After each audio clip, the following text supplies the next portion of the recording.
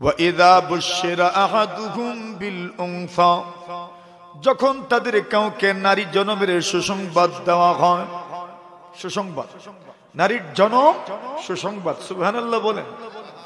অথচ সেই যুগের পরিবেশ কি ছিল? নারী জন্ম অপরাধ, নাউজুবিল্লাহ বলেন। ইসলাম কি বলছে, কোরআন কি বলছে? وَإِذَا بُشِّرَ أَحَدُهُمْ بِالْأُنثَى যখন তাদের কাউকে নারী জন্মের সুসংবাদ দেওয়া হয়, আল্লাহ বলেন তাদের অবস্থাটা কেমন হয়? জাল্লা ওয়াজহুহু মুসওয়াদ্দান ওয়া হুয়া কাযীব, তার চেহারাটা কালো হয়ে যায়, লাঞ্ছিত হয়ে পড়ে চেহারাটা যেন কালো হয়ে যায়। ওই ব্যক্তি এবার চিন্তায় পড়ে যায়, হতাশায় ভুগে দিশাহীনের মতো ভুগতে থাকে। আল্লাহ বলেন ইয়াতাওয়ারা মিনাল কওম, ওরা মানুষের থেকে ওরা আড়ালে থাকতে চায়, মানুষের সামনে মুখ দেখায় না। কেন দেখায় না? মানুষ বলবে আরে তোমার ঘরে বুঝি মেয়ে জন্ম হয়েছে। মেয়ে জন্মকে মানুষ অপরাধ মনে করত। ওই অপরাধ ঢাকা দেওয়ার জন্য মানুষের সামনে সে বের হয় না, মানুষের থেকে আলাদা থাকতে চায়, মানুষের থেকে গোপন থাকতে চায়। ইয়াতাবারা মিনাল কওমি মিন সুই মা বুশিরা বিহি, আল্লাহ বলেন ওই যে নারীর সুসংবাদ তাকে দেওয়া হয়েছে, নারী জনবের সুসংবাদ তাকে দেওয়া হয়েছে, ওই সুসংবাদটা তার জন্য কাল হয়ে দাঁড়িয়েছে। সে সহ্যই করতে পারে না। লোকজন তার দিকে লাঞ্ছনার দৃষ্টিতে তাকায়, হ্যাঁ প্রতিপন্ন করার দৃষ্টিতে তাকায়। নারী জন্ম দিয়ে সেজন্য অপরাধ করেছে। আল্লাহর বান্দা এইবার হতাশায় বুকে আয়ুমসিকুহু আলা হুন, লাঞ্ছনা সহ্য করে ওই মেয়েকে জীবিত রাখবে। আমি ইয়াদুসুহু ফিত্তুরাব, নাকি লাঞ্ছনা থেকে বাঁচার জন্য মেয়েকে জীবন্ত দাফন করে দিবে। সিদ্ধান্ত নিতে পারে না, সিদ্ধান্তহীনতায় ভুগে। বলুন তো দেখি, সেই যুগে নারীর তো কোনো ইজ্জতই ছিল না। নারীর জন্মটা পর্যন্ত অপরাধ ছিল, নারীর বেঁচে থাকাটা আরো বড় অপরাধ ছিল। সেই যুগে ইসলামের নবী বিশ্ব নবীজি সাল্লাল্লাহু আলাইহি ওয়াসাল্লাম নারীদের পক্ষে আওয়াজ তুললেন।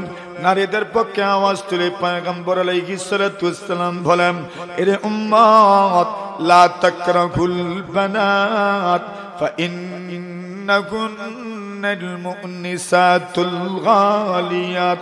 আল্লাহর নবী বলেন, এরে উম্মত শোনো, লা তাকরাহুল বানাত, তোমরা মেয়েদেরকে অপছন্দ করো না, তোমরা নারীদেরকে অপছন্দ করো না, তোমরা মেয়েদেরকে অপছন্দ করো না। মেয়েদের জন্মে তোমরা বিরক্ত হইও না, মেয়েদের জন্মে তোমরা মনক্ষুণ্ণ হইও না, মেয়েদের জন্মে তোমাদের যেন বিরক্তি গ্রাস না করে, মেয়েদের জন্মে তোমাদের চেহারা যেন চিন্তার রেখা ফুটে না উঠে। কেন রাসূলুল্লাহ বলেন মেয়েদের অবস্থাটা কেমন জানেন? মেয়েদের অবস্থান ইসলামের দৃষ্টিতে কেমন, বাস্তবিক দৃষ্টিতে মেয়েদের অবস্থা কেমন? আল্লাহর নবী বলেন, ফাইন্নাকুন্নাল মুনিসাতুল গালিয়াত। আল্লাহর নবী বলেন, অন্তরঙ্গ সম্পর্ক স্থাপনকারিনী মহামূল্যবান সম্পদের নাম হলো মেয়ের জাত। সুবহানাল্লাহ। নবীজি কি বললেন যে নারীরা কি? বলে মেয়েরা কি? বলে মেয়েরা হলো অন্তরঙ্গ সম্পর্ক স্থাপনকারিনী, অন্তরঙ্গতা পোষণকারিনী মহামূল্যবান সম্পদ। ওটা বুঝবেন বিশেষ করে যেই সমস্ত বাবাদের মেয়েও আছে ছেলেও আছে, এরা খুব ভালো করে বুঝে সবচেয়ে বেশি বাবার কাছে ভিড়তে পারে কারা? আপনারা ওই মেয়েদেরকে এরা জীবন্ত পুঁতে রাখতো। রাসূলুল্লাহ তাদের মর্যাদা দিলেন, লা তাকরাহুল বানাত ফাইন্নাকুন্নাল মুনিসাতুল গালিয়াত। রাসূলুল্লাহ বলেন এর অন্তরঙ্গ সম্পর্ক স্থাপনকারিনী, অন্তরঙ্গতা পোষণকারিনী মহামূল্যবান সম্পদ। নারীদের ইজ্জত প্রথম বের হইল কার জবান দিয়ে? মুহাম্মদুর রাসূলুল্লাহ সাল্লাল্লাহু আলাইহি ওয়াসাল্লামের জবান দিয়ে। এখন যারা নারী অধিকার নিয়ে কথা বলে আর নারী অধিকারের নামে নারীদেরকে রাস্তায় বের করতে চান, ফ্যাশনের পণ্য হিসাবে কর্পোরেট ব্যবসায়ীদের এদের কাছে খেলনার পুতুল বানাতে চান, এদের মুখে অথবা ছাড়া আর কিছু থাকে না, ঠিক না? এরা নারীদের কল্যাণকামী হতে পারে না। শুনেন, রাসূলুল্লাহ সাল্লাল্লাহু আলাইহি ওয়াসাল্লাম নারীদের মর্যাদা দিতে গিয়ে আরেক হাদিস শরীফের মধ্যে বলেন, মান কানাত ইনদাহু উনসা, আল্লাহর নবীজি বলেন, যে বাবার মেয়ে সন্তান জন্ম নিল, এই দুনিয়াতে কত বাবা আছে যার মেয়ে সন্তান জন্ম নেন, কত বাবা আছে যার একটা মেয়ে সন্তান জন্ম নেন, এরপরে আরেকটা, এরপরে আরেকটা, এরপরে আরেকটা, এরপরে আরেকটা, শুধু মেয়ে জন্ম হয়, শুধু মেয়েরই জন্ম হয়। কত বাবা আছে ওর চেহারার মধ্যে কোনো বিরক্তি নাই, যত মেয়ে হয় তত খুশি হয়, আসেনি এমন? এমন আছে। তবে বিপরীত চিত্রটা সবচেয়ে বেশি, মেয়ে জন্মকে মানুষ সহ্য করতে পারে না। রাসূলুল্লাহ সাল্লাল্লাহু আলাইহি ওয়াসাল্লাম বলেন, মান কানাত ইনদাহু উনসা, দুনিয়ার কোন মানুষের যদি মেয়ে সন্তান জন্মগ্রহণ করে, ফালাম ইয়াইদহা ওয়ালাম ইউহিনহা ওয়ালাম ইউতির ওয়ালাদাহু যুকুরা আলাইহা আদখালাহুল্লাহুল জান্নাহ। আল্লাহ রাসূল সাল্লাল্লাহু আলাইহি ওয়াসাল্লাম বলেন, যে ব্যক্তির কোনো মেয়ে জন্ম নিল, মেয়ে জন্ম নেওয়ার পরে ওই ব্যক্তি তার মেয়েকে জীবন্ত পুঁতে রাখলো না, জীবিত দাফন করলো না, ওয়ালাম ইউহিনহা, অমর্যাদা করলো না, অপমান করলো না, ওই মেয়েটাকে অমর্যাদা করলো না, মেয়ের মর্যাদা দিল না এমন নয়, বরং মর্যাদার চোখে দেখলাম। দুইটা কথা রাসূল বললেন। প্রথম নম্বর কথা, ওই মেয়েকে জীবন্ত দাফন করলো না, ওয়ালাম ইউহিনহা, অমর্যাদা করল না, ওই মেয়ের ব্যাপারে বিরক্ত হইল না। দুই নম্বর শর্ত। তিন নম্বর বলেন, ওয়ালাম ইউসিরু ওয়ালাদাহু যুকুরা আলাইহা, তার ছেলে সন্তানদেরকে ওই মেয়ের উপর প্রাধান্য দিল না, ছেলেদেরকে মেয়ের উপর প্রাধান্য দিল না। একটা যুগে মন ছিল যে যুগে মানুষ ছেলেদেরকে মেয়েদের উপর প্রাধান্য দিত, ছেলেদেরকে বেশি মহব্বত করত, ছেলেদেরকে চুমা দিত, মেয়ে সন্তানটা তার কাছে সহ্য হইত না। নবীজি সাল্লাল্লাহু আলাইহি ওয়াসাল্লাম বলেন, ওই লোকটা তাদের চাইতে ব্যতিক্রম ছিল। মেয়ে সন্তান জন্মগ্রহণ করার পরে আল্লাহর বান্দা জীবন্ত দাফনও করল না, অমর্যাদাও করল না। আল্লাহর বান্দা মেয়ে সন্তান জন্মগ্রহণ করার পরে তারা পুরুষ তার ছেলে সন্তানকে প্রাধান্য দিল না।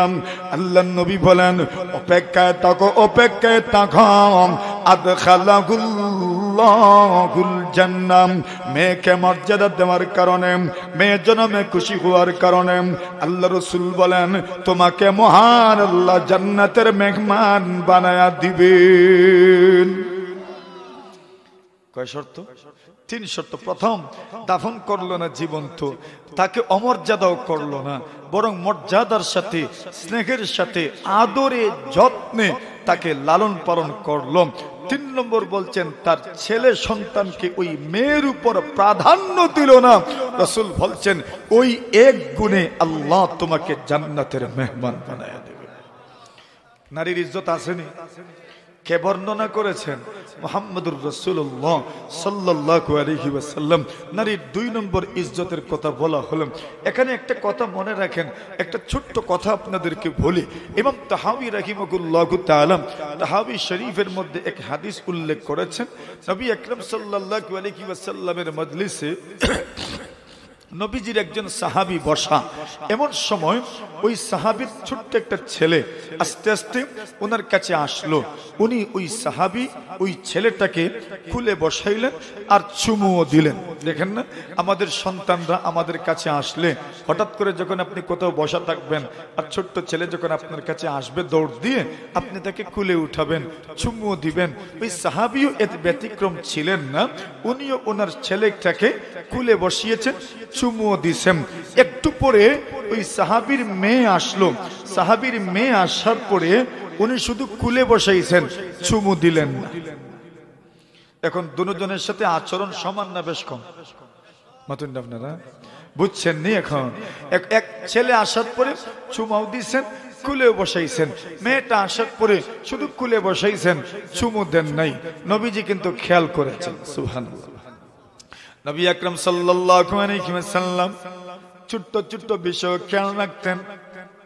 আমার উম্মত কি করে আমার সামনে কিছু করবে, উম্মত যখন কোন ধরনের ছোটখাটো ভুল করবে, নবী আমি হলাম প্রবর্তক, আমি যদি তাদেরকে এই ব্যাপারে সতর্ক না করে কিয়ামত পর্যন্ত মানুষ এগুলোকে দলিল প্রমাণ হিসেবে উপস্থাপন করবে।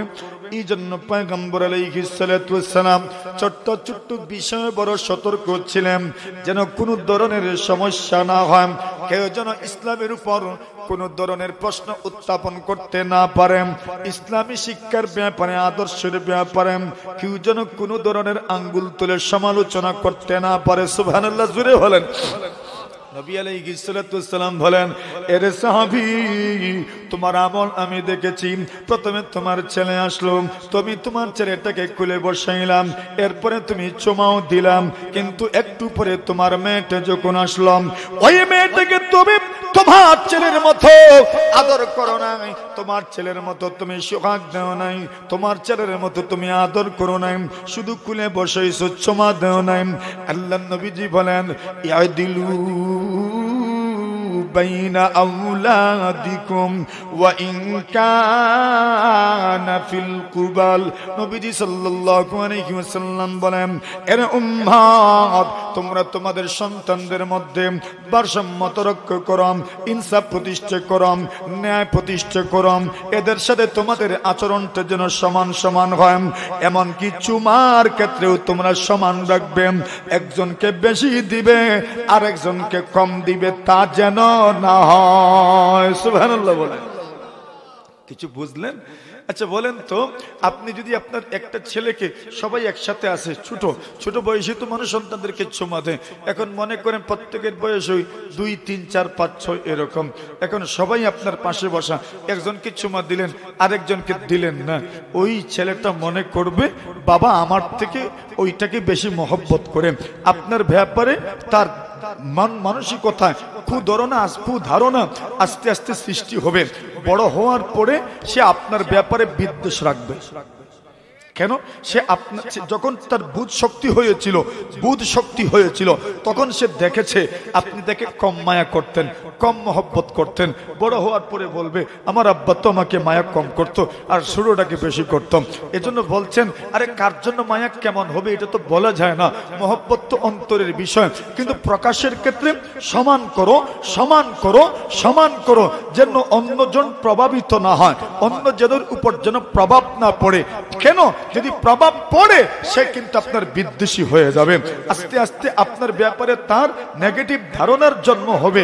একটা সময় এটা বাস্ট হবে, এটা স্প্রেড হবে, তখন দেখবেন আপনার সাথে তার আচরণটা সুন্দর হবে না। ঠিক না বেটি? এজন্য রাসূল বলছেন, সন্তানদেরকে যখন কিছু দিবেন, দেওয়ার ক্ষেত্রে সমতা রক্ষা করতে হবে।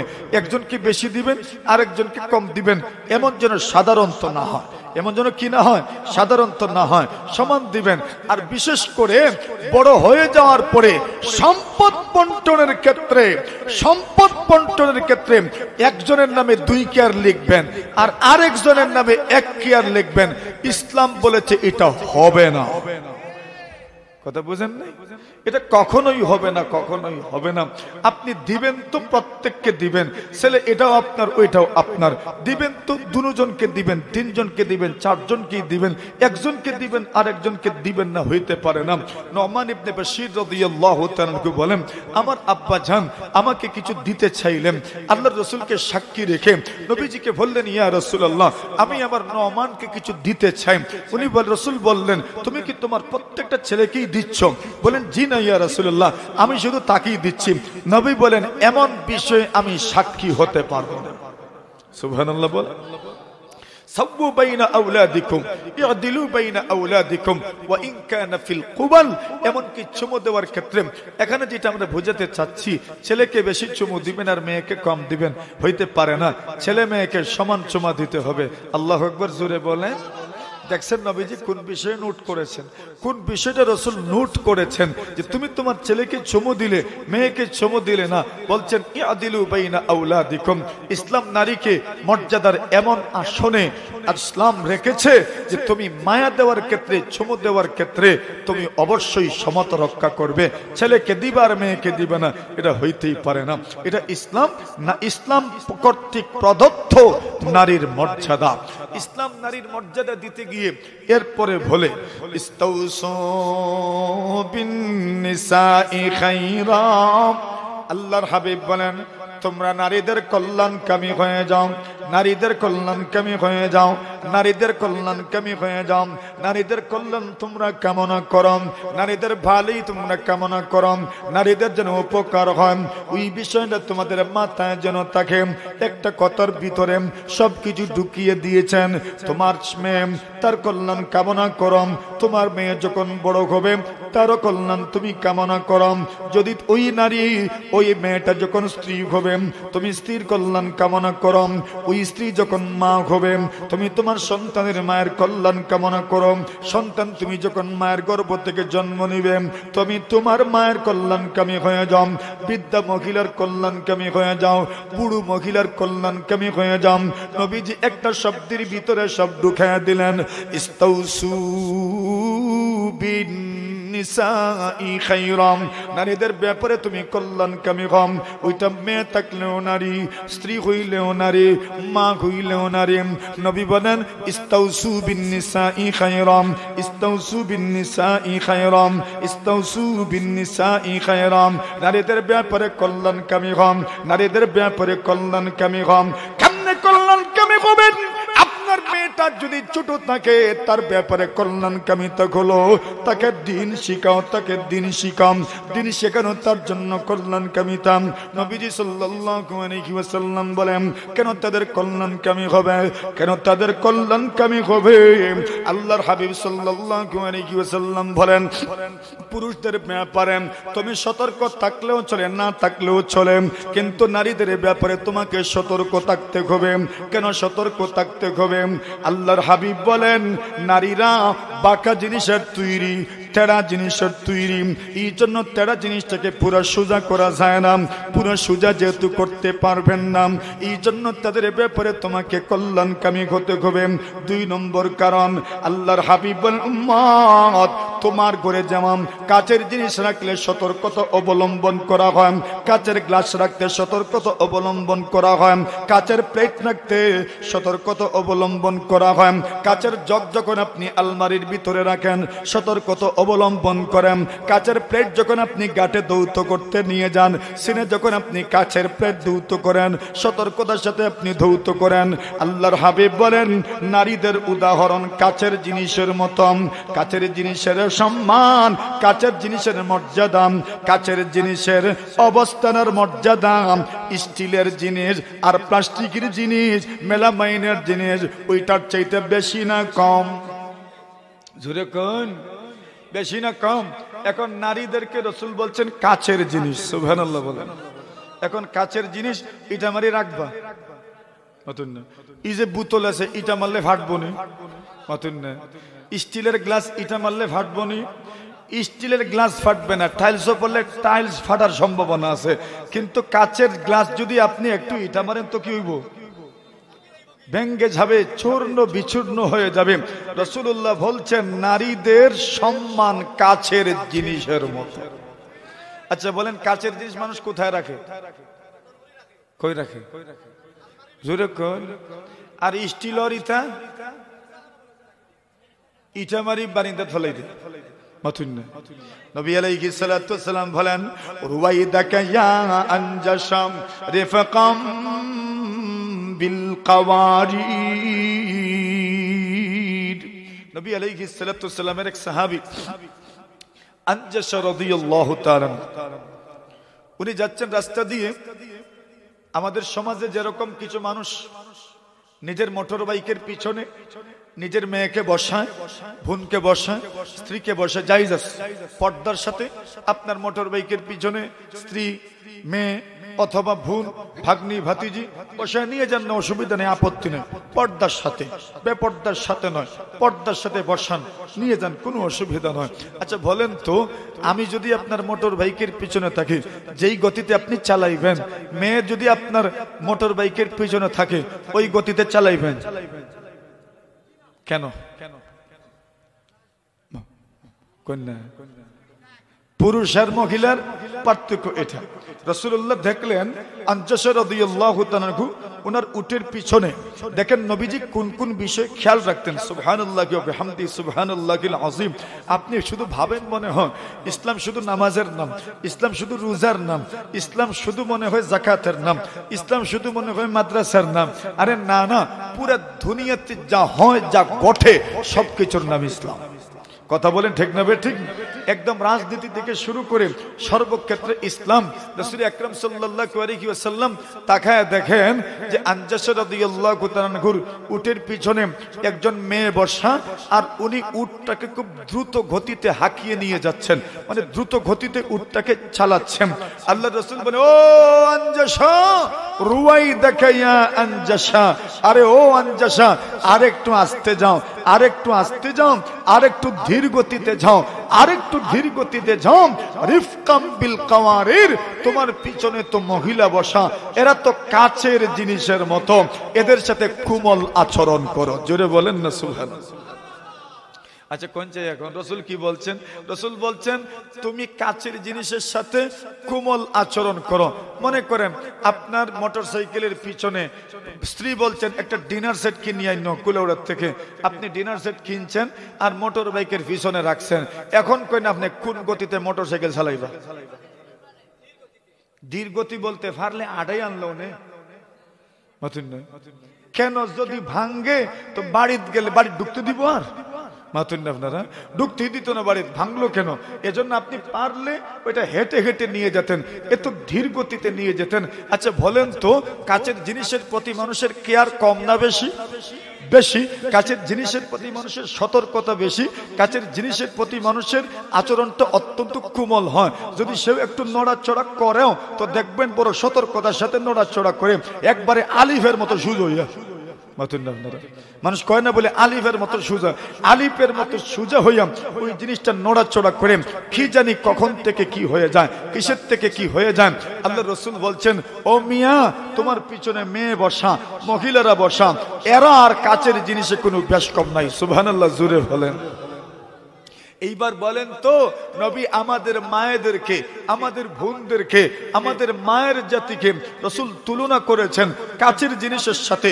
কাচের জিনিসের ব্যাপারে আমাদের কেয়ার যে পরিমাণ থাকে, কাচের জিনিসের প্রতি আমাদের সতর্কতা যে পরিমাণ, কাচের জিনিসের সাথে আমাদের যে পরিমাণ কোমল আচরণ আমরা করি, আমাদের নারীদের সাথেও, আমাদের মায়েদের সাথে, আমাদের বোনদের সাথে, আমাদের মেয়েদের সাথে, আমাদের ভাগ্নীদের সাথে, আমাদের ভাতিজিদের সাথে এইরকম কোমল আচরণ কথা রাসূল বলছেন। কি বোঝা গেল?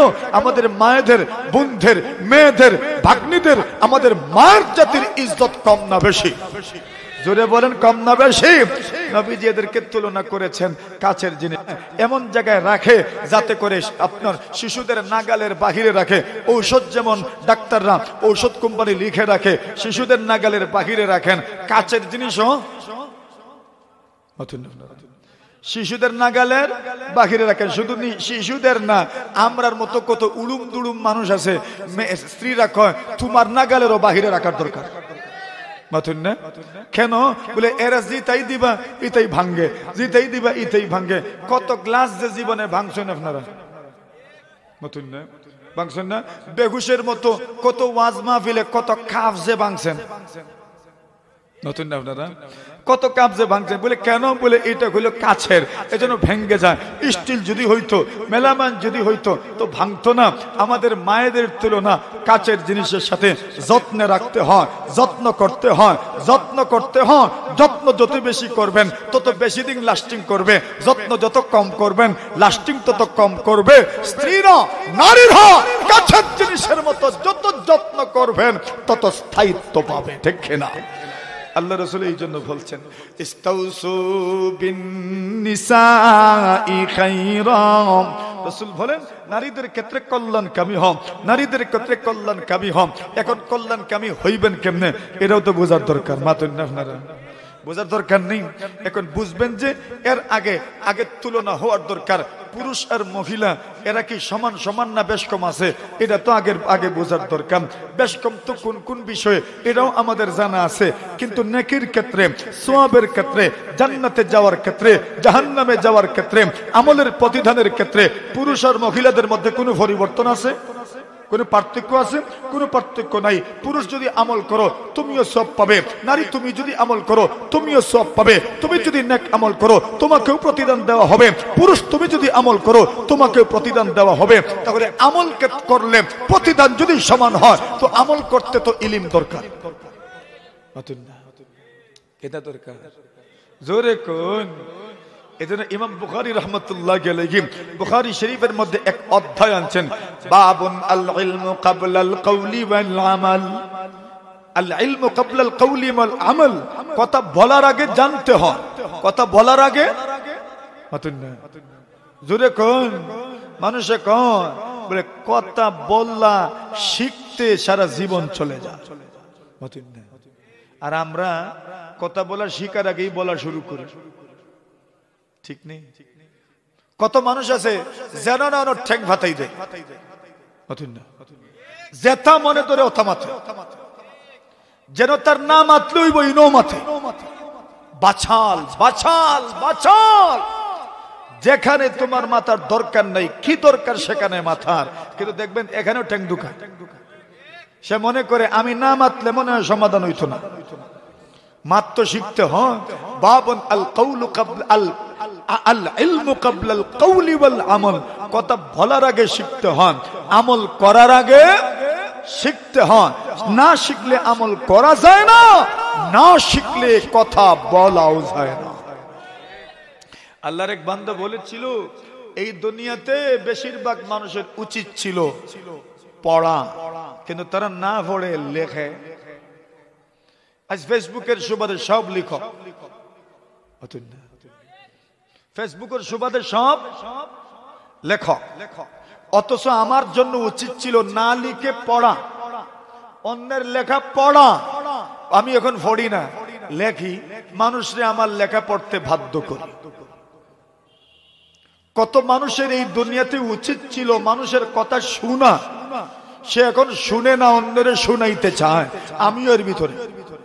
আমার জন্য উচিত ছিল মানুষের কথা শোনা, এখন জমানায় আমারে এমন ভাবে বানাইছে কয় তুমি শোনাও। এটা আমার দোষ। আমার জন্য উচিত ছিল শোনা, অন্যের কথা শোনা, কিন্তু আমি না শুনে বলা শুরু করছি। কত মানুষের জন্য উচিত ছিল পড়া, সে পড়ে না, সে লেখে, অন্যকে পড়তে বাধ্য করে, অথচ তার জন্য উচিত ছিল পড়া। তো ইমাম বুখারী আলাইহির রাহমা অধ্যায় আনছেন, শিরোনাম আনছেন বাবুন আল ইলমু ক্বাবলা আল কওলি ওয়াল আমাল, কথা বলার আগে আমল করার আগে কি করতে হয়। ও মনসুরের মানুষ, জুরে কও কিতা করা লাগে, জানা লাগে। আল ইলমু ক্বাবলা আল কওলি ওয়াল আমাল, কোন কিছু বলতে হলে, করতে হলে কি করতে হয়, জানতে হয়। কি করতে হয়? তার জানা আগে না পড়ে, জানা আগে না পড়ে, জানা আগে, এরপরে তুমি বলো, এরপরে তুমি আমল করো। বলেন তো নারীদের আমল করতে হবে না? করতে হবে না? না করতে হবে? শুধু পুরুষরা জানলেই হবে না নারীদেরকেও জানতে হবে? কেন? আমলের ক্ষেত্রে তো দুটো পক্ষই সমান। আল্লাহ বলছেন মান আমিলা সালিহাম মিন যাকারিন আও উনসা, পুরুষ হও আর নারী হও, যেই আমল করবে ওয়া হুয়া মুমিন, ঈমানদার অবস্থায়, ফালানুহইয়ান্নাহু হায়াতান তাইয়্যিবা, প্রথম পুরস্কার উত্তম জীবন দান করা হবে। দুই নম্বর পুরস্কার আখিরাতে আল্লাহ তোমার আমলের চাইতে বেশি তোমাকে জান্নাতে পুরস্কার দান করবে। পুরুষ মহিলা আমলের ক্ষেত্রে, প্রতিদানের ক্ষেত্রে সমান। তাহলে আমলের ক্ষেত্রে যদি সমান হয়, তাহলে আমল করতে যেমন পুরুষকে জানতে হয়, নারীদেরকেও জানতে হবে কিনা? কেমনে জানতে হবে ওই কথাটা বুঝায় দেই, জানতে হবে কেন ওই কথাটা বুঝায় দেই। নারী আর পুরুষ এই ক্ষেত্রে যে সমান, এটা আমার কথায় তৈত না, আমার মতো মোল্লার কথা হইব? আপনারা আরে ওই কথাও তো নবীর রেফারেন্সে আনতে হবে। নবীর রেফারেন্সে যদি আপনি বলেন না, তো আমার কথা কারাই বিশ্বাস করতে? তো নবীর রেফারেন্স থাকলে আপনি বিশ্বাস করবেন, আমার মুখ দিয়ে বের হইলে বিশ্বাস করবেন, অমুকের মুখ দিয়ে বের হইলে বিশ্বাস করবেন, যে কারো মুখ দিয়ে বিশ্বাস বের হইলে বিশ্বাস করবেন। কেন? ওই কথার সাথে যুক্ত আছে কালা রাসূলুল্লাহ, কালা রাসূলুল্লাহ, কালা রাসূলুল্লাহ। আমার রাসূল বলেছেন, আমার রাসূল বলেছেন। আমার রাসূল শব্দ যেখানে থাকবে, আরে দুনিয়ার যা কেউ বলুক, সত্য যদি হয় আর রাসূল যদি বলে থাকেন, আলার রাসি ওয়াল আইন, সারা দুনিয়া একদিকে, আমার রাসূলের কথা একদিকে। কথা বলেন ঠিক না বেঠিক? রাসূলের কথা একদিকে, সারা দুনিয়া একদিকে। এখন রাসূল সাল্লাল্লাহু আলাইহি ওয়াসাল্লাম বলছেন আন-নিসাউ শাকাঈকুর রিজাল। রাসূলুল্লাহ হাদিস শরীফের মধ্যে বলেন আন-নিসাউ শাকাঈকুর রিজাল, নারীরা পুরুষের সমান। জোরে কোন সুবহানাল্লাহ। নারী পুরুষের মতো, নারী পুরুষের অনুরূপ। আন-নিসা শাকাঈকুর রিজাল, নারী পুরুষের অনুরূপ। এর মানে নারী আর পুরুষ আদম সন্তানের দুই প্রকার, দুই প্রকারের মধ্যে সামঞ্জস্যতা আছে। আন-নিসা ও শাকাঈকুর রিজাল, নারীরা পুরুষের মতো, নারীরা পুরুষের মতো। এখন বলেন তো, পুরুষের যেমন শিখতে হয়, নারীদেরকেও শিখতে হয়। এখন আচ্ছা দেখেন তো, রাসূলুল্লাহ সাল্লাল্লাহু আলাইহি ওয়াসাল্লাম বলেন, এই দুনিয়াতে ভালো মানুষ যা পছন্দ করে আমরা এটাকেই ভালো মনে করি। ভালো মানুষ যেটা পছন্দ করে এটাকেই আমরা ভালো মনে করি। মুহাম্মদুর রাসূল যেটাকে পছন্দ করেন এটা যে উন্নত, এটার কোয়ালিটি যে উন্নত, এটার কোয়ালিটি যে উত্তম, কোনো সন্দেহ আছে? আপনারা কেন এটাকে পছন্দ করেছেন? রাসূলুল্লাহ সাল্লাল্লাহু আলাইহি ওয়াসাল্লাম, আমার পছন্দের মধ্যে ত্রুটি থাকতে পারে, আপনার পছন্দেও ত্রুটি থাকতে পারে। রাসূলের পছন্দে কোনো ত্রুটি নাই, রাসূল সাল্লাল্লাহু আলাইহি ওয়াসাল্লামের বাছাইয়ের মধ্যে কোনো ত্রুটি নাই। নবী আকরাম সাল্লাল্লাহু আলাইহি ওয়াসাল্লাম বলেন, ওরে ও উম্মত শোনো, হুব্বিবা ইলাইয়া মিন দুনিয়াকুম সালাত। এই দুনিয়ার কোনো জিনিসের সাথে মানুষের মহব্বত হয় না, এই দুনিয়ার কোনো জিনিসকে মানুষ পছন্দ করবে তাও হয় না, এই দুনিয়ার কোনো জিনিস মানুষ পছন্দ করবে এটা অনুচিত। কিন্তু রাসূল বলেন, এরপরেও তোমাদের এই দুনিয়ার তিনটা জিনিস আমি নবীর কাছে বেশি পছন্দ নই। কয়টা? কয়টা? এটা কোন দুনিয়ার? এই দুনিয়ার। দুনিয়ার কোন জিনিসের সাথে মানুষ সম্পর্ক রাখবে এটা অনুচিত, কিন্তু রাসূল বলেন এরপরেও এই দুনিয়ার তিন জিনিস আমার কাছে আল্লাহ পছন্দনীয় বানায়া দিয়েছেন। পছন্দনীয় কে বানায়া দিয়েছেন? আর জিনিসটা কোন দুনিয়ার? এই দুনিয়ার না ওই দুনিয়ার? এই দুনিয়ার। এই দুনিয়াতেই তিনটা আছে। বলছেন এই দুনিয়ার তিনটা জিনিসকে আমার অন্তরে আল্লাহ ভালো লাগার বিষয় বানায়া দিয়েছেন। সুবহানাল্লাহ। কালকে কইতা নি না আজকে কইতা? জোরে সুরে কোন সুবহানাল্লাহ, আরো জোরে সুবহানাল্লাহ। একবার জোরে সুরে মনসুরের মানুষের আওয়াজ শুনতাম চাই, জোরে সুরে একবার সুবহানাল্লাহ। হয় না? আর একটু জোরে সুরে সুবহানাল্লাহ। নারায়ে তাকবীর, নারায়ে তাকবীর। হয় না? একসাথে জবান খুলে মুখ খুলে জোরে সুরে নারায়ে তাকবীর।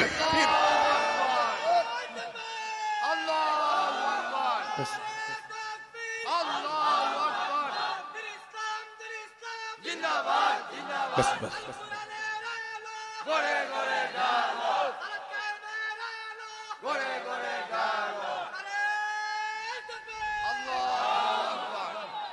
नबी अकरम सल्लल्लाहु अलैहि वसल्लम बोले हुब्बिबा इलाइया मिन दुनियाकुम सालास, আমার অন্তরে তোমাদের এই দুনিয়ার তিনটা জিনিসকে আমার অন্তরে আল্লাহ তাআলা এটাকে পছন্দনীয় জিনিস হিসাবে আমার দিলে ঢেলে দিয়েছে।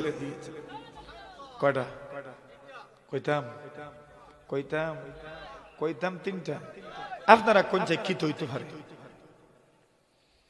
আপেল না আঙ্গুর?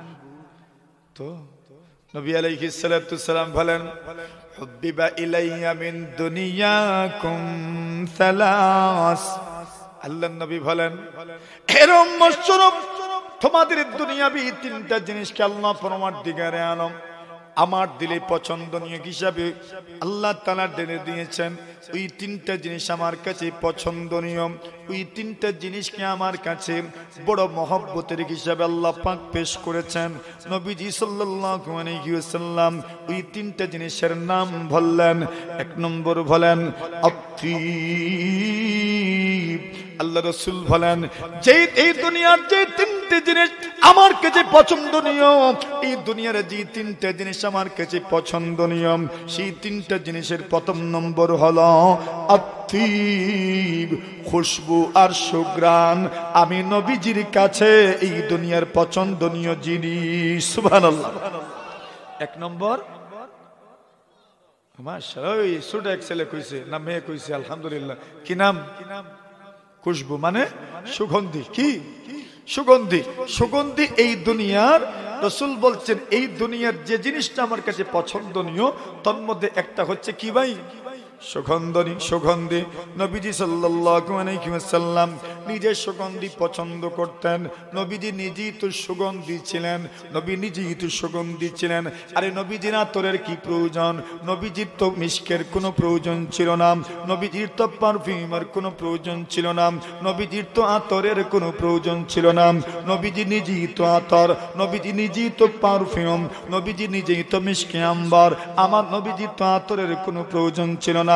আনাস ইবনে মালিক বলেন, মা শামিমতু, আল্লাহর নবী সাল্লাল্লাহু আলাইহি ওয়াসাল্লামের সাহাবী আনাস ইবনে মালিক বলেন, এই দুনিয়া মা শামিমতু আতরান ওয়ালা আম্বারান ওয়ালা মিসকান।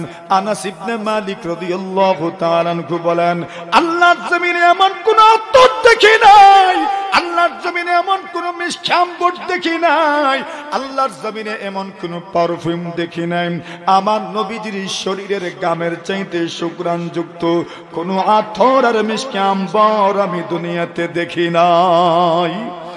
মানে আমার নবীর শরীরের ঘাম এত সুঘ্রাণযুক্ত এমন কোন আতর পারফিউম আল্লাহর জমিনে নাই।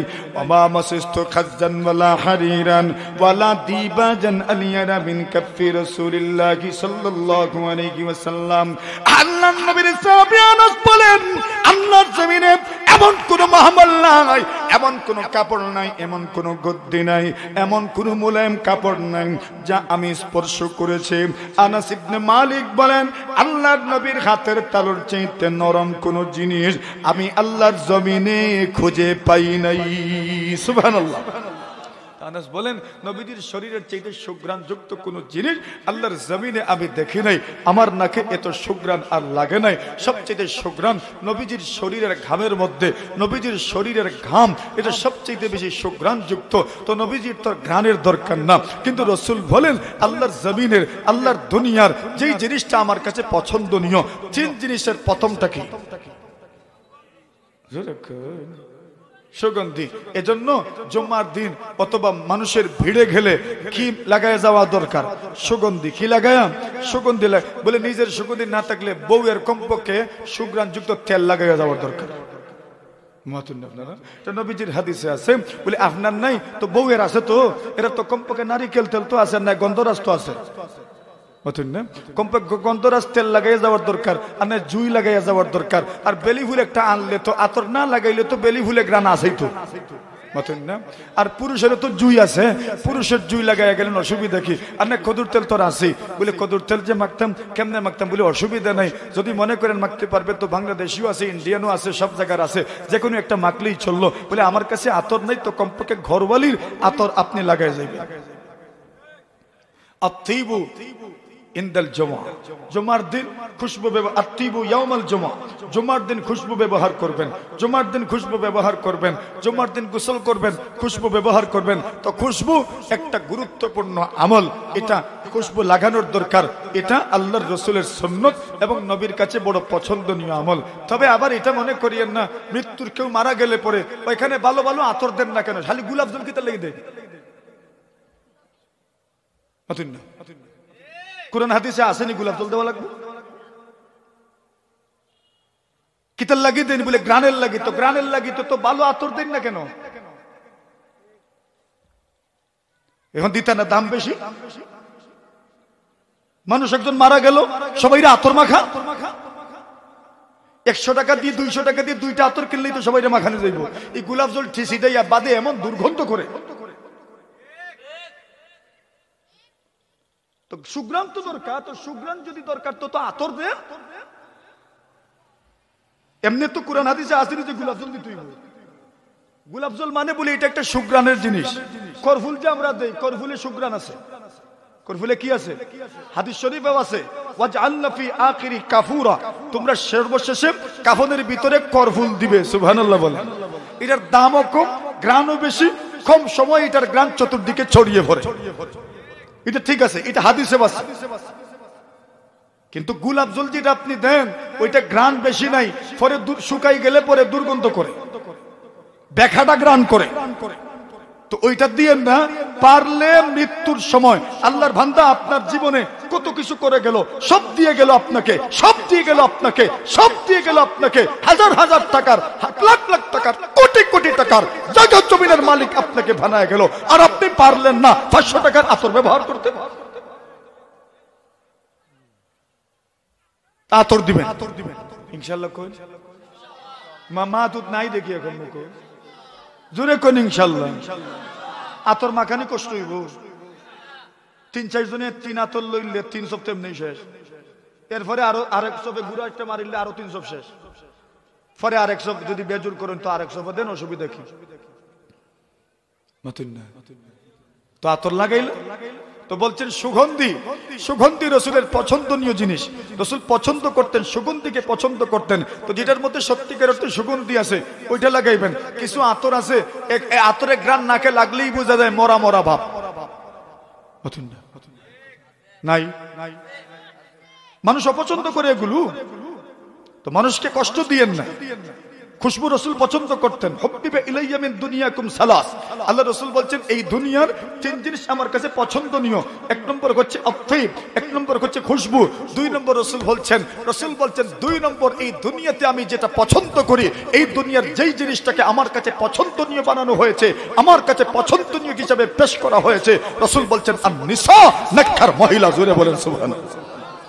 রাসূল বলছেন মহিলা আমার কাছে পছন্দনীয় জিনিস। এই দুনিয়ার যেই 3টা আমার কাছে পছন্দনীয়, এই 3টার 1 নম্বর হচ্ছে খুশবু আর সুঘ্রাণ, আর 2 নম্বর হচ্ছে আল্লাহর জমিনে বিচরণকারী নেককার রমণীরা, নেককার নারীরা, আর 3 নম্বর যেই জিনিসটা আমার কাছে বেশি পছন্দনীয়, রাসূল বলছেন ওয়াজআইলাত কুররাতু আইনি ফিস সালাহ, আমার কাছে এই দুনিয়াতে 3 নম্বর যেটা পছন্দনীয় সেটা হচ্ছে নামাজ। কোনটা? জোরে কোন। নামাজ। নামাজ পছন্দ হয়নি আমরা, ওইটা তো ঠেকিয়েও কে জিও আর কি পছন্দ হয়নি। ইনশাআল্লাহ কোন পছন্দ হইব নি? ভালো লাগবে তো? নামাজে লাগলে মন ঠান্ডা হবে তো? কলিজা শীতল হবে তো? চোখ ঠান্ডা হবে তো? তবেই বোঝা যাবে নবীকে আপনি মহব্বত করেন। রাসূল বলছেন হুব্বিবা ইলাইয়া মিন দুনিয়াকুম সালাস, এই দুনিয়ার 3 জিনিস আমার কাছে পছন্দনীয়। নাম্বার 1, 1 নম্বর হচ্ছে আত্মীব, 2 নম্বর হচ্ছে রাসূল সাল্লাল্লাহু আলাইহি ওয়াসাল্লাম বলেন আন-নিসা, 3 নম্বর হচ্ছে আল্লাহ রাসূল বলেন ওয়াজআইলাত কুররাতু আইনি ফিস সালাম। নারীরা কেন পছন্দনীয়? নারীরা কেন পছন্দনীয়? ইসলামী যত বিধিবিধান আছে নারীদের ব্যাপারে এবং ঘরানা জিন্দেগীর মেলি বিষয়ের বেশিরভাগ বিধিবিধান এসেছে নারীদের মাধ্যমে। কার মাধ্যমে? নারীদের মাধ্যমে, নবীদের স্ত্রীগণের মাধ্যমে। এমন এমন বিষয় নবীদের স্ত্রীদের মাধ্যমে এসেছে, আপনার জীবনে, আপনার দাম্পত্য জীবনে যা ঘটবে সব বিষয়ে সমাধান হাদিস শরীফের মধ্যে আছে। কেমনে আইলো? নবীর স্ত্রীদের মাধ্যমে। সুবহানাল্লাহ। জোরে কয়। এরা কি কষ্টটা জীবনে করছেন, জীবনের যা যা ঘটেছে, যে সময় সাহাবায়ে কেরাম মেলি জিন্দেগির, দাম্পত্য জীবনের, পারিবারিক জীবনের কোন মাসআলার সমস্যায় পড়ে গেছেন, সাথে সাথে নবী পত্নীদের কাছে লোক পাঠাইছেন, জিজ্ঞাসা করছেন এমন ঘটনা কি আপনাদের সাথে ঘটেছে? ঘটে থাকলে এটার সমাধান কি? নবীজির স্ত্রীরা বলছেন এটা আমাদের সাথে ঘটেছে, সমাধান এই। জোরে বলেন না সুবহানাল্লাহ। তাহলে নারীরা শুধু রাসূলের কাছে পছন্দনীয় নয়, এই উম্মতের আমাদের মতো হাজার হাজার লাখ লাখ কোটি কোটি মানুষের জীবনের বেশিরভাগ বিধিবিধান দাম্পত্য জীবনের পারিবারিক জীবনের এসেছে নবী পত্নীদের মাধ্যমে, আজওয়াজে মুতাহহারাতদের মাধ্যমে। সুবহানাল্লাহ। এরাও নারী। রাসূল বলছেন এরা আমার কাছে পছন্দনীয়। আম্মা জান আয়েশা সিদ্দিকা রাদিয়াল্লাহু তাআলা আনহা মহিলাদেরকে পড়াইতেন, আর মহিলাদেরকে পড়ানোর সময় মহিলাদেরকে ওয়াজ করতেন, মুরনা আজওয়াজাকুন্না আইয়াসতাতিবু বিল মা, তোমরা তোমাদের স্বামীদেরকে বলবে, আল্লাহ রাসূলের স্ত্রী আম্মা জান আয়েশা বলছেন তোমরা তোমাদের স্বামীদেরকে বলবে আইয়াসতাতিবু বিল মা, এরা যেন ডিলা ব্যবহার করার পরে পানির মাধ্যমেও যেন ইস্তেনজা করে। সুবহানাল্লাহ। আমরা দেশে উল্টো হইছে, এখন আমরা পুরুষেরা ডিলা ব্যবহার করে না, পানি ব্যবহার করে। তো এখানে যদি মহিলা মাদ্রাসা থাকে তো মহিলা মাদ্রাসার হুজুররা, শিক্ষিকারা এরা ওই সমস্ত মহিলাদের মাধ্যমে স্বামীদের কাছে ফরমান পাঠাবে, তোমরা তোমাদের স্বামীদেরকে বলিও এরা যেন ডিলা ব্যবহার করে। কি ব্যবহার করে? হযরত আম্মাজান বলেন ফা ইন্নী আস্তাহয়িহিম, আমি এদেরকে সরাসরি বলবো, আমার লজ্জা করে। জোরে বলেন না সুবহানাল্লাহ। পুরুষদেরকে আমি সরাসরি বলবো কেমনে? আমার লজ্জা করে। এজন্য মহিলাদেরকে মাধ্যম হিসেবে ধরেছেন, মুরনা আজওয়াজাকুন্না আইয়াসতাতিবু বিল মা, তোমরা তোমাদের স্বামীদেরকে বলো এরা যেন পানির মাধ্যমে ইস্তেনজা করে। কি বুঝলেন? মহিলারাও শিখাচ্ছেন এমন একটা মহিলা যদি আপনার ঘরে থাকে তাহলে আপনার ঘরে পবিত্রতার বিধান, আপনার ঘরের জিন্দেগীর সমস্ত বিধান যেগুলো হাদিসের আলোকে প্রমাণিত, এগুলো আপনার ঘরে আপনি ফিট করতে পারবেন যদি আপনার ঘরে একজন থাকে যার ভিতরে দ্বীনি শিক্ষা আছে। মাথুন না আপনারা? হযরত আম্মা জান আয়েশা সিদ্দিকা রাদিয়াল্লাহু তাআলা আনহা বলেন নবী পত্নীদের মধ্যে এবং নবীর যুগের মহিলাদের ইলম অর্জনের কি পরিমাণ আগ্রহ ছিল এবং ওই যুগে মহিলাদের সম্মান কেমনে বাড়তো। আম্মা জান আয়েশা সিদ্দিকা রাদিয়াল্লাহু তাআলা আনহা বলেন রাহিমাল্লাহু নিসাআল আনসার লাম ইয়ামনাহুন্নাল হায়া বিন আইয়াসআলনা আন আমরি দীনিহিন্না। আম্মা জান আয়েশা সিদ্দিকা বলেন রাহিমাল্লাহু নিসাআল আনসার, রাহিমাল্লাহু নিসাআল আনসার, আল্লাহ পরওয়ারদিগারে আলম মদিনার মহিলাদের উপর দয়া করেন, মদিনার মহিলাদের উপর আল্লাহ রহম করুন। কোন কোন বর্ণনায় পাওয়া যায় নি'মান নিসা নিসাউল আনসার, আল্লাহর নবী বলেন কতই না উত্তম আনসারী মহিলারা। কেন এরা উত্তম? লাম ইয়ামনাহুন্নাল হায়া বিন আইয়াসআলনা আন আমরি দীনিহিন্না। আম্মা জান লজ্জার কারণে এরা ইলমে দ্বীন অর্জন করা থেকে বিরত থাকে নাই। সুবহানাল্লাহ। লজ্জাজনক বিষয়ও তারা নবীজিকে প্রশ্ন করতেন আর সমাধান জানতেন। মহিলাদের কত ব্যাপার আছে, এগুলোর সম্পর্ক তার নামাজের সাথে, তার রোজার সাথে, তার তাসবিহের সাথে, তার কোরআন তিলাওয়াতের সাথে। এগুলো যদি এরা জানে না, এমন তো নয় যে এগুলোকে ওরা অ্যাভয়েড করতে পারবে, এগুলোকে পাশ কেটে যেতে পারবে, এমন কোনো সুযোগ এদের নাই। কিন্তু বলেন তো তার জীবনে যখন এমন বিব্রতকর পরিস্থিতির সম্মুখীন হয় তখন জানতো কই থেকে? কেমনে জানতো? নবী আলাইহিস সালাতু ওয়াসসালামের যুগে এর বিধান নবী পত্নীদের মাধ্যমে, আজওয়াজে মুতাহহারাতদের মাধ্যমে, মেয়েদের মাধ্যমে এই বিধানটা পর্যন্ত মেয়েরা জেনেছেন রাসূল সাল্লাল্লাহু আলাইহি ওয়াসাল্লামের কাছ থেকে। সুবহানাল্লাহ। জোরে কা। এদের লজ্জা এদেরকে শরীয়তের মাসআলা মাসাইল শিকার থেকে বিরত রাখতে পারে না।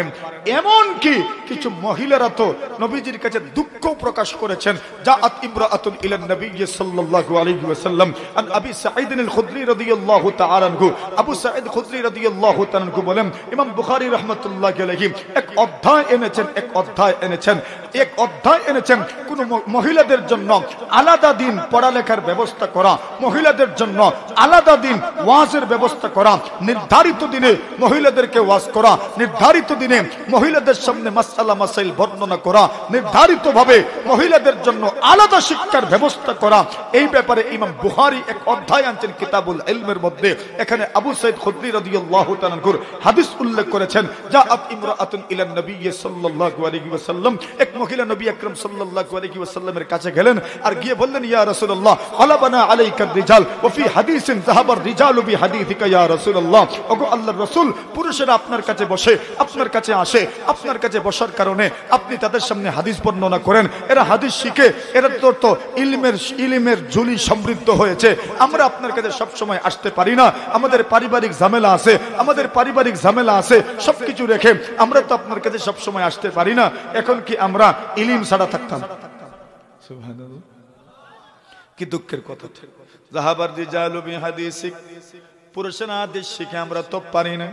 গালাবানা আলাইকার রিজালু ইয়া রাসূলুল্লাহ, পুরুষেরা আপনাকে চতুর্দিকে বেষ্টন করে রাখে, পড়া শিখে আমরা তো শিখতে পারি না। আল্লাহর বান্দী বলেন, ইয়া রাসূলুল্লাহ, অভিযোগ নয় গো, শুধু আপনার কাছে একটা অনুরোধ করার জন্য আসলাম, আপনার কাছে আবেদন করার জন্য আসলাম। কি আবেদন, কি অনুরোধ? আল্লাহর নবীর ওই উম্মত মহিলা বলেন, ইয়া রাসূলুল্লাহ, ইয়া হাবিবাল্লাহ, ফাজআল লানা মিন নাফসিকা ইয়াওমান, আল্লাহর নবী গো, আলাদা একটা দিন আমাদের জন্য নির্ধারণ করেন।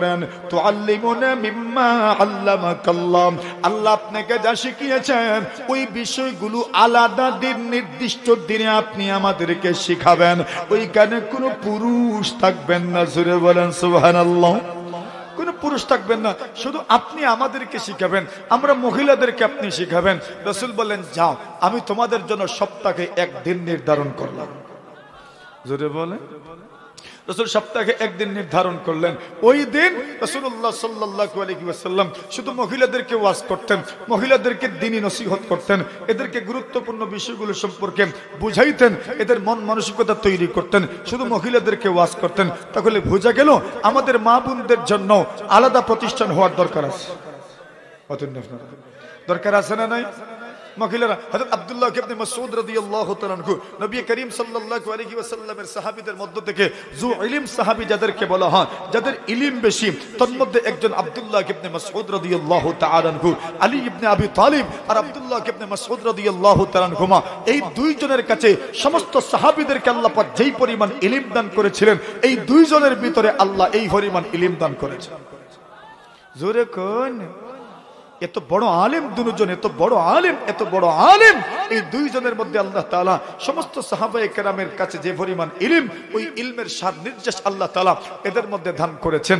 আব্দুল্লাহ ইবনে মাসউদের স্ত্রী যায়েনাব রাদিয়াল্লাহু তাআলা আনহা, উনি বলেন, নবী আলাইহিস সালাতু ওয়াসসালাম মহিলাদেরকে ওয়াজ করেছেন, ইয়া মাশারান নিসা, ও নারীরা, ও নারীরা, তাসাদদাকনা, তোমরা সদকা করো, তোমরা সদকা করো, তোমরা সদকা করো।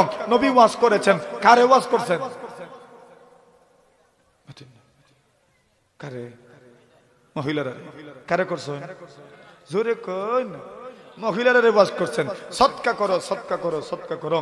নবীর সাহাবায়ে কেরাম বলেন, আমরা দেখলাম যে নবী আলাইহিস যখন বলছেন সদকা করো, তখন কিছু কিছু মহিলা কানে হাত দিয়ে, কানে যেটা লাগায় এটা রেখে থাকো, মহিলারা যেটা লাগায় কানের দুল, আর আমরা গাউর ভাষায় কি থাকো খান, খান ভাষা।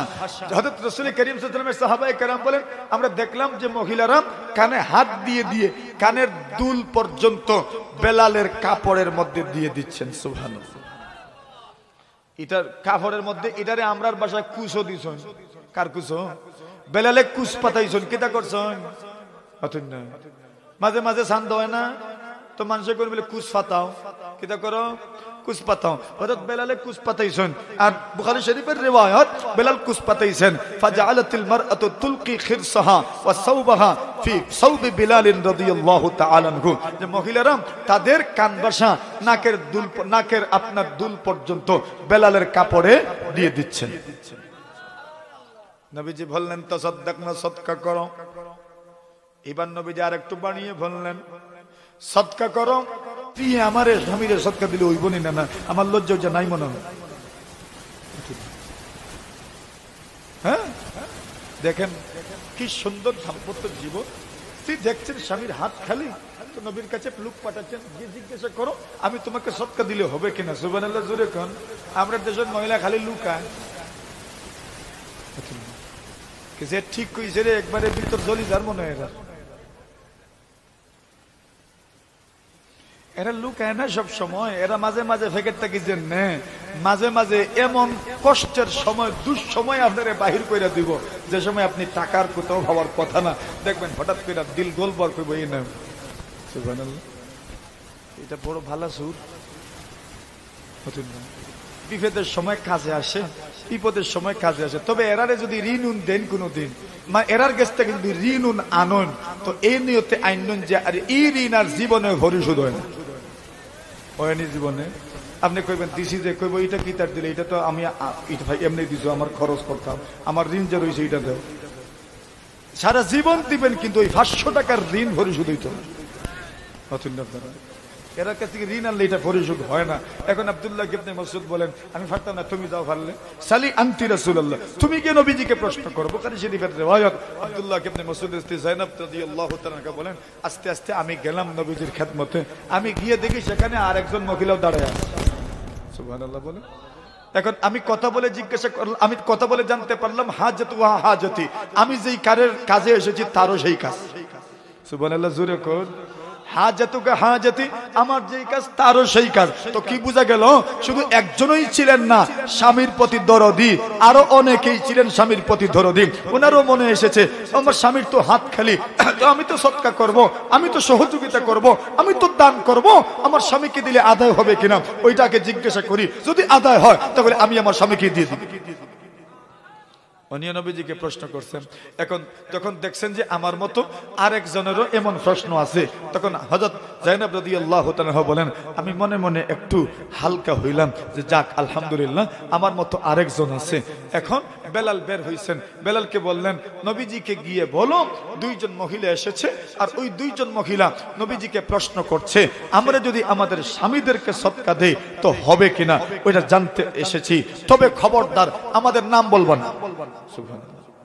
দেখছেন নি স্বামীর ইজ্জতের প্রতিও খেয়াল আসেনি না নাই? হ্যাঁ, নাম বললে তো বুঝবা কার স্ত্রী, তো কইবা দেখছো তুমি তোমার বউ টেকায় খাও, তো এটা যেন না হয় এজন্য বলছেন নাম বলবা না, আমাদের নাম বলতে পারবা না, নাম বলিও না আমাদের। বেলাল রাদিয়াল্লাহু তাআলা বলছেন ইয়া রাসূলুল্লাহ দুইজন মহিলা ইমরাআতানি আলাল বাব, দুইজন মহিলা দরজার সামনে বসা আছেন, এই দুইজন এসেছেন, তারা জিজ্ঞাসা করতে চান, জানতে চান স্বামীদেরকে সদকা দিলে আদায় হবে কিনা। রাসূল বলেন ওরা কারা? সুবহানাল্লাহ কইতে। এখন এরা দুইজন কিতা কইছে নাম কইতা নবীজি প্রশ্ন করছেন এরা কে? বেলাল ফরসন বিপদ, এরা নিষেধ নাম কইবা না, নবী কোন এরা কে? বেলাল কোন যায়েনব। যায়েনব আব্দুল্লাহ ইবনে মাসউদের স্ত্রীর নাম যায়েনব। যায়েনব তো কত যায়েনব আছে? রাসূল প্রশ্ন করেন আইয়ু যায়ানি, কোন যায়েনব? সুবহানাল্লাহ। আচ্ছা যায়েনব কইলে তো মোটামুটি বাসা গেছিল বলে, যায়েনব তো অনেকজন আছে, কোন যায়েনব চিনবেন না রাসূলুল্লাহ। নবীজি উল্টা প্রশ্ন করেন আইয়ু যায়ানি, কোন যায়েনব? বেলালে কইলা ইমরাতু আব্দুল্লাহ ইবনে মাসউদ, মুফতি সাহেবের বউ। জোরে কোন কার বউ? আব্দুল্লাহ ইবনে মাসউদ বড় মুফতি সাহেব ছিলেন, বড় মুফতি সাহেব ছিলেন, বড় মুফতি সাহেব ছিলেন। আবু দারদা রাদিয়াল্লাহু তাআলা আনহু সিরিয়া থেকে এসেছেন, কাদিমা আবু দারদা মিনাশ শাম, সিরিয়া থেকে আবু দারদা রাদিয়াল্লাহু তাআলা আনহু কুফায় এসেছেন। আর লোকজন আবু দারদার কাছে গিয়া মাসআলা জিজ্ঞাসা করে, ওয়া আরাদু আলাইহি মাসাইলা, অনেকগুলো মাসাইল আবু দারদার কাছে পেশ করা হলো। আবু দারদা বলেন ও মিয়ারা তোমরা আমার কাছে মাসআলা কেন জিজ্ঞাসা করো? আমি শাম থাকি, আমি সিরিয়ায় থাকি, কুফাতে তোমরা আমার কাছে মাসআলা কেন জিজ্ঞাসা করো? আমি এসেছি কয়েকদিনের জন্য, আবার চলে যাব, আবার চলে যাব, তোমরা আমাকে খুঁজে পাবে না। একটা মাসআলা বলে গেলে ওই মাসআলার সমাধান কি, এই মাসআলার কত শাখা আছে, এই মাসআলার কত ডালপালা আছে, ওইগুলোতে তোমরা যখন বিভ্রান্ত হবে তখন কার কাছে জিজ্ঞাসা করবে? আমাকে তো তোমরা খুঁজে পাবে না। অথচ তোমাদের মধ্যে কে আছেন? অফিকুম সাহিবুন নালাইন, আলাইসা ফিকুম সাহিবুন নালাইন, সাহিবুত তাহর, সাহিবুল বিসাদা, সাহিবুস সিওয়ার। আর তোমাদের মধ্যে তো আব্দুল্লাহ ইবনে মাসউদ আছে। আব্দুল্লাহ ইবনে মাসউদ থাকতে আমাকে তোমরা ফতোয়া কেন জিজ্ঞাসা করছো? আব্দুল্লাহকে জিজ্ঞাসা করো, আমাকে কেন জিজ্ঞাসা করছো? আমাকে তো তোমরা পাবে না, আমি তো শরিয়া থেকে এসেছি, চলে যাব, তো ফতোয়া জিজ্ঞাসা করতে হয়। আব্দুল্লাহ ইবনে মাসউদকে জিজ্ঞাসা করো, উনি তো তোমাদের দেশে, উনি তো তোমাদের দেশের সবকিছু বেশি জানেন। ইজা কুনতা ফি বালদাতিন ফাআশির বিআদাবিহা, আপনি যেই শহরে যাবেন ওই শহরের নিয়ম নীতি মতো চলবেন। এই শহরে যে থাকে সে জানে এই শহরের অবস্থা কি, এর ওর সম্পর্কে তার জানা আছে, এই সামাজিকতা সম্পর্কে তার জানা আছে। আব্দুল্লাহ ইবনে মাসউদ থাকতে আমার কাছে তোমরা কেন ফতোয়া জিজ্ঞাসা করছো? আমরা দেশের মানুষ এমন হুজুগি, দূর থেকে যদি কেউ আসে তো এটা কি, কোন মানুষ, কোন ফিকিরের মানুষ, কোন চিন্তাধারার মানুষ, ওটা চিন্তা করে না, পতঙ্গ পালের মতো উড়িয়া পড়ে। পতঙ্গ পালের মতো উড়িয়া পড়ে। আচ্ছা বলো, সে তোমাকে কিছু বলে গেল, এরপরে মনে করো কোনো কারণবশত এই ব্যাপারে আপনি বিভ্রান্ত হয়ে গেলেন, কার কাছে জিজ্ঞাসা করবেন বলেন? এজন্য যে কোনো ফতোয়ার ক্ষেত্রে স্থানীয় উলামায়ে কেরামের দ্বারস্থ হবেন। ওনাদের পরামর্শ মতো এরপরে জাতীয় পর্যায়ের উলামায়ের দ্বারস্থ হবে। কথাটা বুঝে এসেছে? তো তুমি দৌড় দিলেন ইউটিউবে, দাও তোমার ফটো ইউটিউবে দিব না, নাও যাও ইউটিউব থেকে ফতোয়া আনো। আলাইসা ফীকুম সাহিবুন নালাইন, আলাইসা ফীকুম সাহিবুল ফাসাদা, আলাইসা ফীকুম সাহিবুত তাহুর। নবীর উজুর পানি বহন করনে वाला, নবীর জুতা বহন করনে वाला, নবীর মিসওয়াক বহন করনে वाला আব্দুল্লাহ ইবনে মাসউদ আছেন। কেন তোমরা আমাকে জিজ্ঞাসা করছো? কি আদব দেখেন, কি সম্মান দেখেন। আচ্ছা, আব্দুল্লাহ ইবনে মাসউদ বড় মুফতি সাহেব বলেন তুমি জিজ্ঞাসা করো। বলে আমি জিজ্ঞাসা করলাম, ঠিক আছে। বলে কোন জয়নাব? বলে জয়নাব ইমরাতু আব্দুল্লাহ ইবনে মাসউদ। নবী বলছেন স্ত্রী যদি স্বামীরে দান করে তো দান হবে। আরো আসতে কই, যত বেশি জোরে সুবহানাল্লাহ কইবা এর কাছ থেকে টাকা পাইবা। সুবহানাল্লাহ জোরে, আরো জোরে, আরো জোরে। স্ত্রী যদি স্বামীরে দেয় তো আদায় হবে, জায়েজ আছে, দেওয়া জায়েজ আছে। তাহলে কি বোঝা গেল? মহিলাদেরকে দ্বীনি শিক্ষায় শিক্ষিত হওয়ার দরকার আছে না নাই? জোরে কই, দরকার আছে। নিয়ামাত নিয়ামান নিসা নিসাউল আনসার, কতই না উত্তম মহিলা আনসারী মহিলা। লাম ইয়ামনাহুন্নাল হায়া মিন আইয়াসআলনা আন আমরি দীনিহিন্না। মনসুর দাওয়াতুল কোরআন মহিলা মাদ্রাসা, এই প্রতিষ্ঠান আপনাদের সবার। আলহামদুলিল্লাহ বলেন। খুশি নি আপনারা? নতুন নতুন খুশি নেই প্রতিষ্ঠান হওয়াতে। নতুন জায়গাও হচ্ছে ইনশাআল্লাহ, বিল্ডিং হবে বলেন ইনশাআল্লাহ। আরো জোরে সুরে ইনশাআল্লাহ, আরো জোরে সুরে ইনশাআল্লাহ। আর এই ইনশাআল্লাহর গতি তো বোঝার দরকার কিভাবে